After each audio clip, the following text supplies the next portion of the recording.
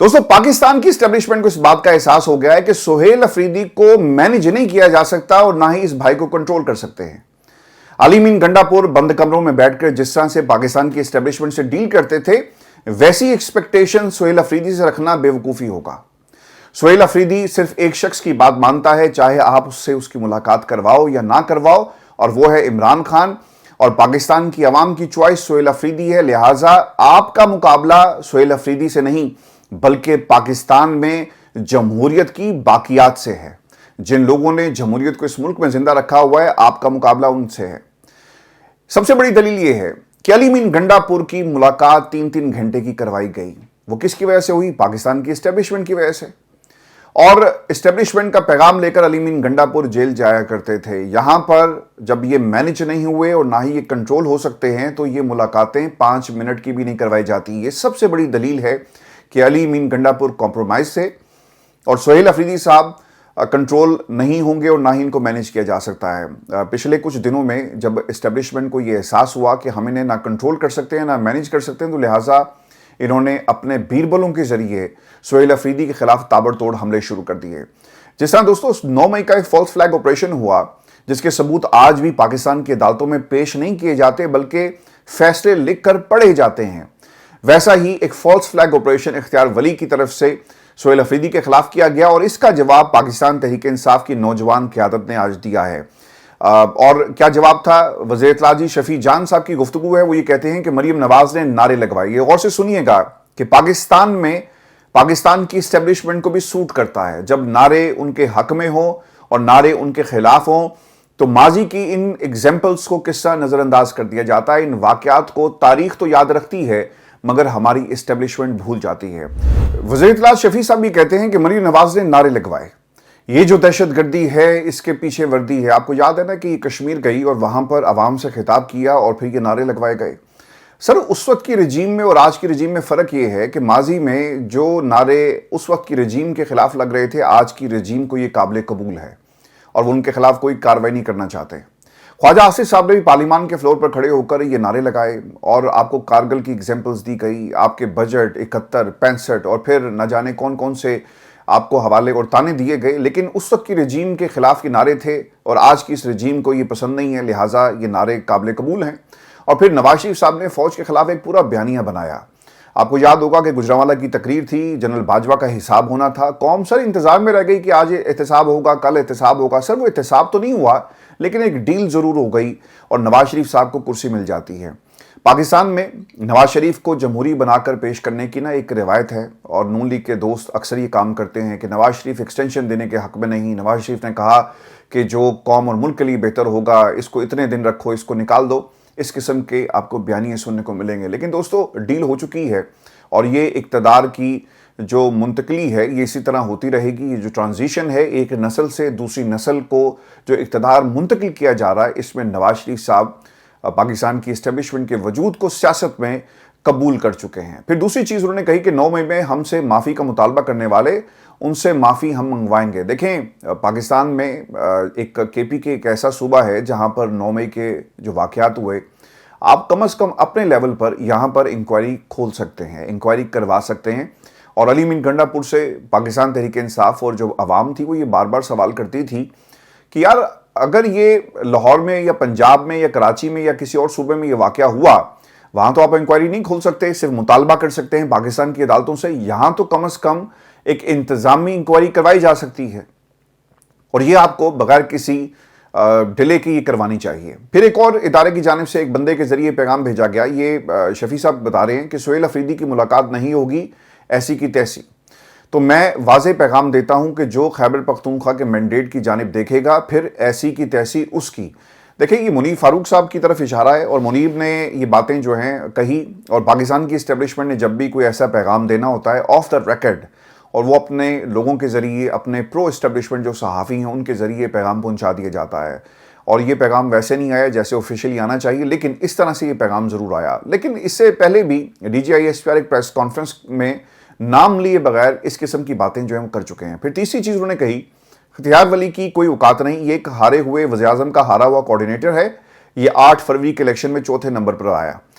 جب پاکستان میں 8 فروری کے انتخابات کے نتائج موصول ہوئے تو رانا ثناءاللہ نے انکار کر دیا کہ جناب میں کسی عہدے پر نہیں بیٹھوں گا۔ خواجہ صاحب نے آج تک انکار جو کیا اس پر قائم ہے، اور رانا صاحب سے گزارش کی گئی کہ آپ آئیں اور پارٹی کو جوائن کریں۔ ابتدا میں رانا ثناءاللہ اتنے زیادہ لیتھل قسم کے بیانات اور اس میں جو تنقید تھی آپ کو نظر نہیں آئے گی، کیونکہ ان کو معلوم تھا کہ جب ہم عوام میں جا کر ان کے لیڈر کے حوالے سے ایسی باتیں کریں گے اور ایک ایسی مینڈیٹ کے خلاف بات کریں گے تو لوگ ہمارا گریبان پکڑیں گے کہ بھئی آپ تو ہار گئے، آپ کے پلے تو کچھ نہیں ہے۔ پھر انہوں نے سینیٹر کی کرسی کو سیکیور کیا اور پھر آہستہ آہستہ ان کے بیانات میں مزید اب تیزی آ گئی ہے۔ تو رانا ثناءاللہ صاحب جو باتیں کر رہے ہیں، اختیار ولی صاحب بھی ویسی ہی باتیں کرتے ہیں، اور یہ بھی ہارے ہوئے تھے، ناراض ہو کر گھر بیٹھ گئے، پھر ایک دم سے انہیں کوارڈینیٹر وزیر اعظم کا لگا دیا جاتا ہے، پروٹوکول ملتا ہے، پاکستان کے ٹیلی ویژن چینلز کے اوپر ایئر ٹائم ملتا ہے۔ تو ایسے لوگوں کا جن کا مینڈیٹ سے صرف کوئی تعلق نہیں، کوئی رشتہ داری نہیں ہے، یہ صرف اقتدار کی راہداریوں میں سہاروں کے ذریعے، بیساکھیوں کے ذریعے پہنچتے ہیں، وہ آج عمران خان یا عمران خان کی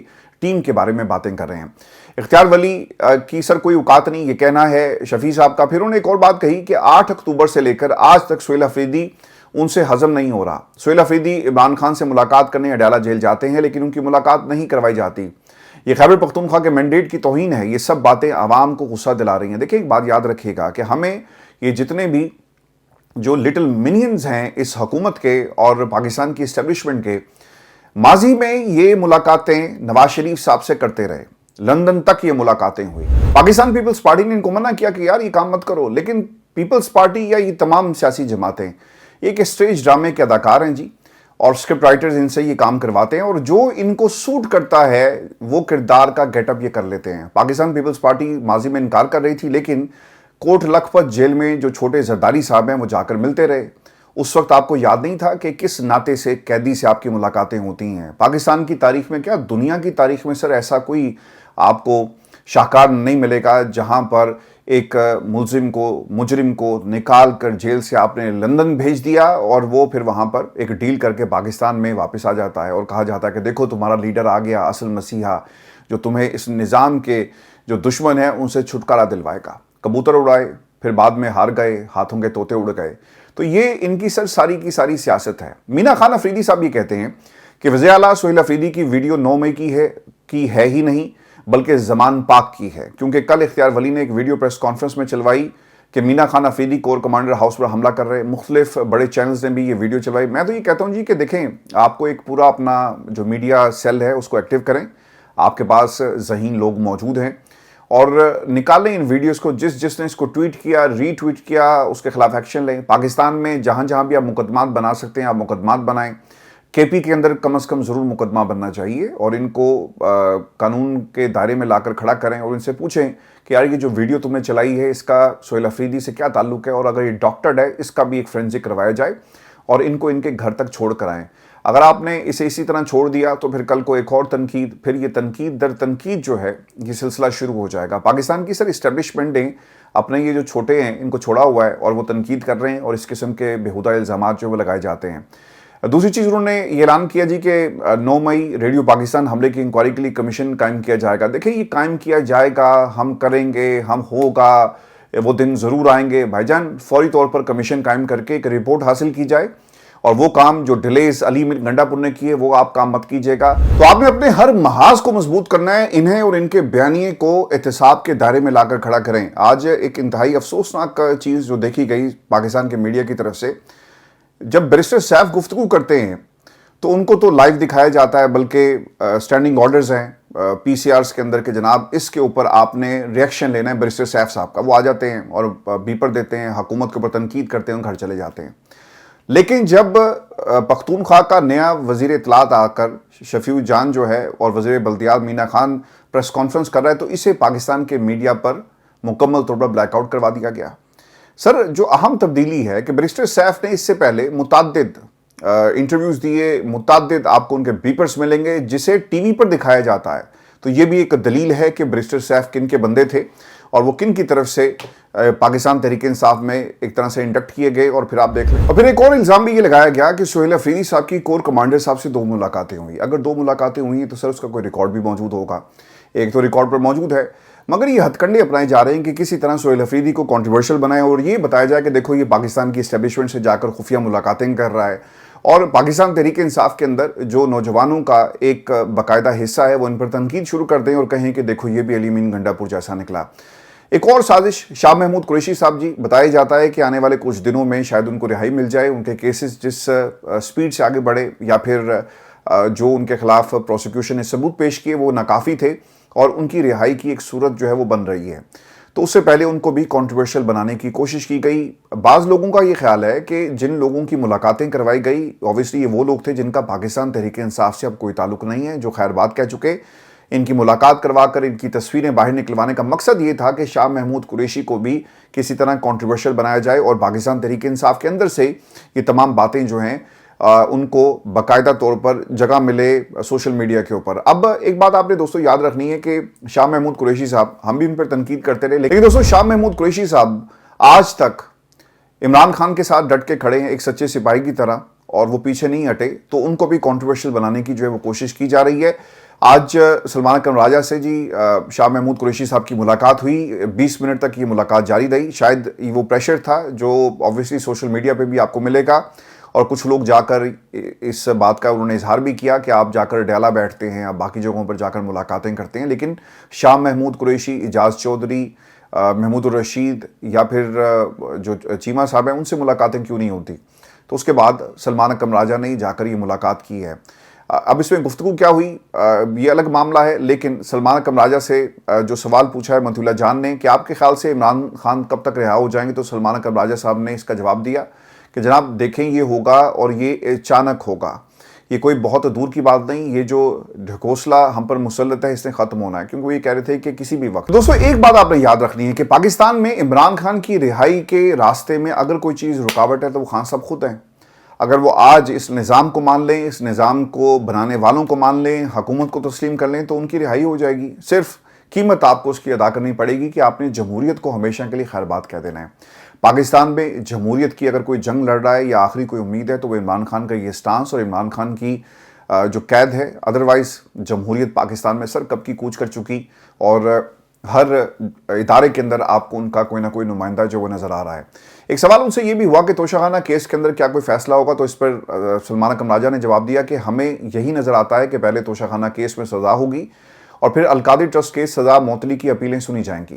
ایک سزا ہوتی ہے، دوسرے کو معطل کر دیا جاتا ہے، اور یہی پیٹرن پاکستان کے اندر چل رہا ہے۔ دیکھیں پاکستان میں کچھ لوگوں کا یہ خیال تھا کہ عمران خان جیل نہیں کاٹ سکیں گے، اور انہوں نے وہ جیل کاٹ کے دکھائی۔ پاکستان میں محمد زبیر صاحب کی اگر آپ گفتگو سنیں تو وہ یہ کہتے ہیں کہ جناب ہمیں یہ بتایا گیا تھا کہ عمران خان ایک دن بھی جیل میں نہیں رہے گا، تو ہم نے سوال کیا کہ جناب کیوں جیل میں نہیں رہے گا، تو ان کے الفاظ ہیں کہ رانا صاحب نے ٹی وی پر انٹرویو میں کہا کہ ہمیں بتایا گیا تھا کہ عمران خان گرفتار ہوا تو 2-3 دن میں بیٹھ جائے گا کیونکہ وہ ڈرگز لیتا ہے، لیکن عمران خان کی کریج، ڈیفائنس، ریزیلینس نے سب کو مات دے دی۔ الیکشن سے پہلے اس کے خلاف گھٹیا ترین شرمناک عدت کیس بنایا گیا، اور اس کے پیچھے سوچ یہ تھی کہ عوام سوچے گی کہ وہ اچھا مسلمان نہیں، لوگ اس کو ووٹ نہیں دیں گے، لیکن پاکستان میں سے لوگوں نے ووٹ دیا۔ اور پھر سے یہ جو نیا گروپ جو ہے، پرانا گروپ اسے کہیں یا نیا گروپ کہیں، وہ آپ کو کیا بتا رہا ہے؟ وہ ایک نیا بیانیہ یہ بنا رہا ہے کہ عمران خان کے بارے میں ہم پہلے بھی کہہ چکے، شاہ محمود قریشی صاحب کی یہ رائے تھی کہ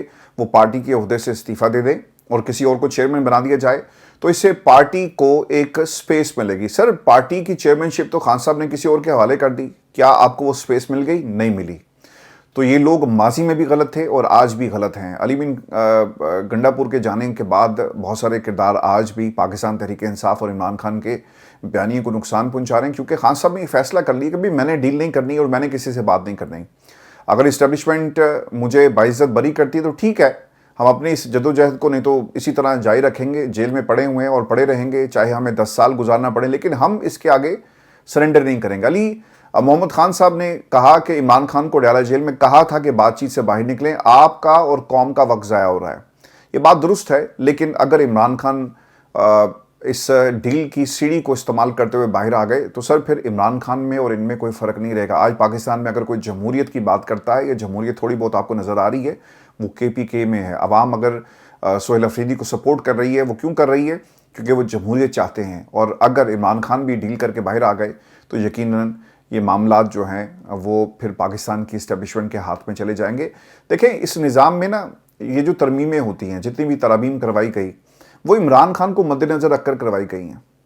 آج بھی ایک ترمیم کی بازگشت اس وقت ہم سن رہے ہیں، اور وہ کیا ہے، 27ویں ترمیم ہونے جا رہی ہے۔ اس سے پہلے بھی اس قسم کی باتیں ہوئی، اور جو بیرسٹر عقیل ہیں جی، وہ یہ کہتے ہیں کہ انہوں نے ابھی تک 27ویں ترمیم کے ڈرافٹ پر کام شروع نہیں کیا، اور خرم دستگیر صاحب نے کہا کہ میری کچھ سینئر رہنماؤں سے بات ہوئی، انہوں نے یہ دو ٹوک الفاظ میں کہا کہ 27ویں ترمیم پر فی الحال کوئی کام شروع نہیں ہوا، یہ صرف افواہیں ہیں۔ دیکھیں ایک بات یاد رکھیے گا کہ اعظم نذیر تارڑ صاحب نے شاہ زیب خانزادہ کے پروگرام میں یہ بات کہی تھی کہ کوئی 26ویں ترمیم نہیں آ رہی، اور یہ صرف جھوٹ کا پلندہ ہے، اور پھر کچھ دنوں کے بعد نہ صرف ترمیم آئی بلکہ لوگوں نے اس کے اوپر ووٹ بھی دیے، اور جو ڈرافٹ اگر کہیں پر موجود ہے اس پہ کام ہو رہا ہے، حکومت کے پاس نہیں ہوگا، یہ بات ہم آپ کی مان لیتے ہیں، کیونکہ یہ ڈرافٹ سر کہیں اور سے آنا ہے۔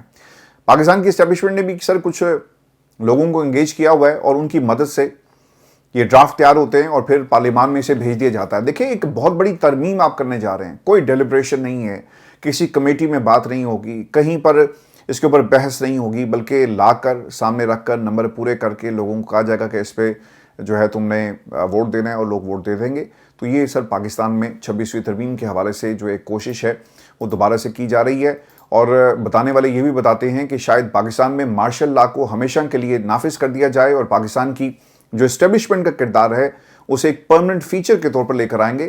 اس پر 27ویں ترمیم کے اندر کام ہو رہا ہے۔ اگر یہ سب کچھ ہو گیا تو پھر تو سر ملک کے اندر یہ جو جمہوریہ پاکستان، اسلامی جمہوریہ پاکستان جو آپ نے نام رکھا ہے، میرا خیال ہے کہ اس کو بھی پھر تبدیل کرنے کی ضرورت ہے، کیونکہ سر یہ جمہور کی بات نہیں رہے گی بلکہ کچھ لوگوں کے غرور کی اور تکبر کی یہ جمہوریت جو ہے وہ بن جائے گی۔ اور دوستو ملک کی معیشت کے حوالے سے میں آپ کو یہ خبر دوں، اور شہباز رانا صاحب نے یہ رپورٹ کیا ہے، وہ یہ کہتے ہیں کہ وزیراعظم ہاؤس میں کاروباری حضرات کی ایک میٹنگ ہوئی، اس میں وزیراعظم کو واضح طور پر بتایا گیا کہ ہماری برآمدات تیزی سے گر رہی ہیں، نئی صنعتیں لگنے کی بجائے پرانی صنعتیں بند ہو رہی ہیں، غیر ملکی سرمایہ کار ملک سے بھاگ رہے ہیں، آپ کچھ کریں، اب کچھ نہ کیا تو بہت دیر ہو جائے گی۔ سر دیر تو ہو چکی ہے، اور پاکستان میں یہ جو مشکلات ہم نے اپنی اکانومی کے لیے کھڑی کی ہیں، اس کا کسی کے پاس کوئی حل جو ہے وہ موجود نہیں ہے، اور پاکستان میں کچھ لوگ جو ہیں وہ اوبویسلی ان کی کوشش ہے کہ اس حکومت کو دھکا دیا جائے، ملک کے اندر جو جمہوریت ہے اسے ختم کر کے پاکستان کی اسٹیبلشمنٹ کا ایک پرمننٹ کردار آئین میں رکھ دیا جائے۔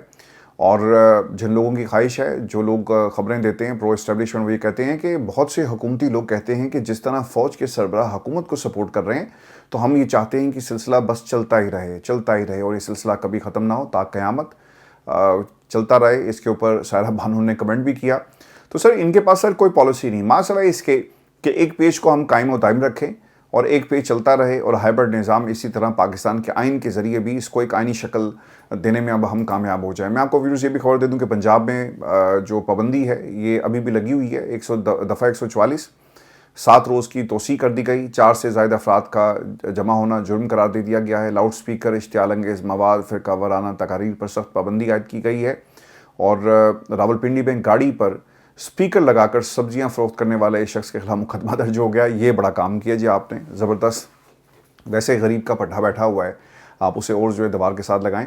اور پھر یہ بھی بتایا جاتا ہے کہ تحریک لبیک پاکستان کے گرفتار کارکنان کے ساتھ سخت رویہ اپنایا گیا ہے، اور پریس کانفرنسز کروائی جا رہی ہیں۔ ایک خبر اور بھی تھی، اور خبر سر یہ ہے کہ پاکستان پنجاب میں، لاہور میں خاص طور پہ مریم نواز کی تصویریں اچانک سے غائب ہو گئی ہیں۔